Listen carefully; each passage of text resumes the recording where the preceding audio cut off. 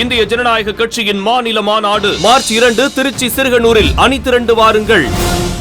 +2 பொதுத் தேர்வை கருத்தில் கொண்டு மாணவர்களின் வசதிக்காக போக்குவரத்து மற்றும் மின்சார சேவையை தடையின்றி வழங்க உத்தரவிடப்பட்டுள்ளதாக பள்ளிக்கல்வித்துறை அமைச்சர் அன்பில் மகேஷ் தெரிவித்துள்ளார்.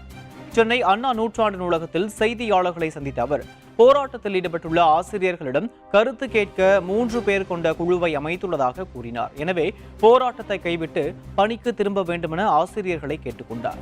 உங்களுடைய கோரிக்கைகள் தெரியாமல் இல்லை, கண்டிப்பாக உங்களுடைய கோரிக்கைகள் தெரியும். அதற்காகத்தான் ஃபைனான்ஸ் செக்ரட்டரி, நம்முடைய பிரின்சிபல் செக்ரட்டரி சார்ந்து ஒரு மூவர் குழுவை நம்ம உருவாக்கி இருக்கிறோம். அந்த மூவர் குழுவில் பல்வேறு சங்கங்கள் தங்களுடைய கருத்துக்களை எல்லாம் சொல்லியிருக்கிறாங்க. அதை இன்னைக்கு அவங்க ரிப்போர்ட்டாக வச்சிருக்கிறாங்க. இது இல்லாமல் இன்னும் பார்க்க வேண்டிய சங்கங்களும் இருந்து கொண்டு தான் இருக்கின்றது. ஆக இதையெல்லாம் முழுமை பெற்ற பிறகு அதற்கான ரிப்போர்ட்டை தமிழ்நாட்டு முதலமைச்சரிடம் நாங்கள் வழங்கும் போதுதான் அதை பற்றி எங்களுக்கும் தெரிய வரும். ஆக அது வரைக்கும் நம்முடைய டீச்சர்ஸ்க்கு நான் வைக்கிற வேண்டுகோள் என்பது நம்முடைய மாணவர்களுடைய எதிர்காலத்தை மனதில் வைத்துக்கொண்டு தயவுசெய்து இந்த போராட்டத்தை, ஆர்ப்பாட்டத்தை நீங்கள் கைவிட்டுவிட்டு உங்களை நீங்களும் வருத்தி கொள்ளாமல் உங்களுடைய உணர்வுகளுக்கு என்றைக்குமே மதிப்பளிக்கக்கூடிய அரசாங்கமாக நம்முடைய அரசாங்கம் இருக்கும்.